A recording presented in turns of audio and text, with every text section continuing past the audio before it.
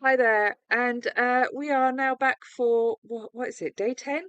Day 10, yeah, it must be day 10. I lose track, to be fair. Every day melts into one when you're bedridden. Anyway, uh, so what I want to talk about today is the fearful avoidant core wound. I've spent the last 2 days talking about anxious attachment core wound and dismissive avoidant core wounds. And so today I want to focus on fearful avoidant core wounds. And like the other insecure attachment styles, there are a lot of core wounds that we find in insecure attachment styles across the board.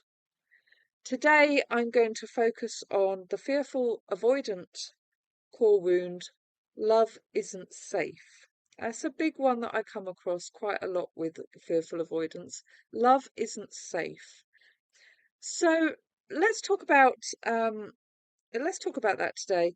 And fearful avoidance is one of the most complex and misunderstood attachment styles. I refer to it as fearful avoidant. It's also known as disorganized attachment. So I use the two interchangeably. Mainly I use FA to describe it. So if you've ever thought, I want love, but it really scares me, or I get close to people, then I panic and I pull away, you might recognize yourself here. And this attachment style carries one of the deepest core wounds of all, and that is that love isn't safe. And that belief can make relationships feel like an emotional tug of war between wanting closeness and fearing what may happen if you actually get it. So you've got this constant tug of war going on between wanting it and being scared of it. So, sorry, my throat is still bad. Hopefully by next week I'll be better. So, anyway, it usually begins in childhood when love and fear came from the same person, basically. Maybe a parent was loving one day but angry and unpredictable the next. Maybe they were affectionate and then distant, or maybe they were both your comfort and your source of fear. And a child can't make sense of that kind of inconsistency. Their nervous system learns two things at once this way. I need you to feel safe, and also, you're the one who makes me feel unsafe. It's a horrendous place to be. And that's where the push-pull dynamic is born. That child grows up believing that love is dangerous, that closeness always comes with pain of some level. And we see this most often in relationships or families where there is some level of addiction or abuse or neglect of some level. So they're not always, but that is where we mostly see it. So as adults, this can show up as really intense relationships.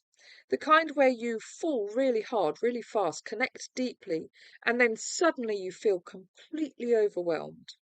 You crave that emotional closeness, but the moment it's there, something inside of you panics completely. And you might find yourself pulling away from someone who's really good for you, or sabotaging relationships that feel, too safe, or feeling anxious when they pull away, but suffocated when they're too close, or getting stuck in cycles of chaos because peace feels so unfamiliar to you. You don't feel safe when it's peaceful. So the fearful avoidant person doesn't want to run, they just don't trust that love won't hurt them. That's what it comes down to. And to give you like an example story, because I love to give examples, I think it kind of helps bring it all together. I once worked with someone who described it perfectly. And he said, it's like I'm standing in a doorway. One foot wants to run inside and be loved, and the other foot's ready to bolt at any moment on the outside. And he grew up in a home where affection came after fear, hugs after shouting, comfort after punishment. So love became something he longed for, but never felt safe in. And that's the fearful avoidant pattern in a nutshell, basically. Love and fear. like fused together. It's horrendous. It's a terrifying place to be and a very sad one to be in. And I've seen this pattern in so many people that I talk to. And honestly, I probably recognize parts of it in myself too. After leaving an abusive relationship, I noticed that even though I wanted love, I didn't always trust it. I really didn't trust it. If someone was kind, I'd question their motives, really question their motives. If they were consistent, I'd wait for the other shoe to drop because it was always going to. And it took me a long time to learn that calm doesn't mean boring, it means safe. That love doesn't have to hurt to be real. So fearful avoidant attachment is a bit like your brain saying, I want a deep, secure relationship, while your nervous system's in the corner screaming, absolutely not. No, we don't want this. This is wrong on every level. So when it comes to healing this wound means touching.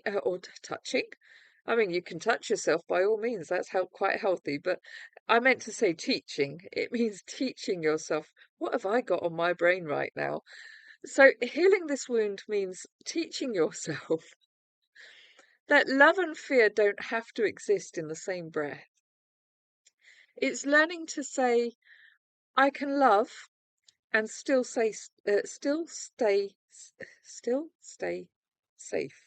Sorry, I've had a stutter my entire life, which I control quite well. Most people don't realise, but there's just occasionally I trip over it.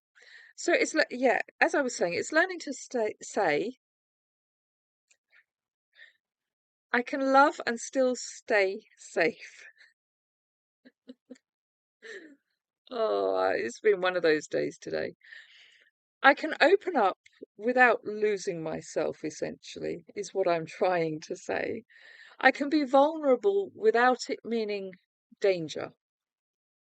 It starts with like tiny acts of safety, essentially. Noticing when your body tenses, when you shut down, when you want to run, and instead of reacting, you breathe. You stay present. You remind yourself that this time you're not that child. You're not that child anymore, and you can create safety yourself. So, because I love to do these reflections, here's your reflection for today.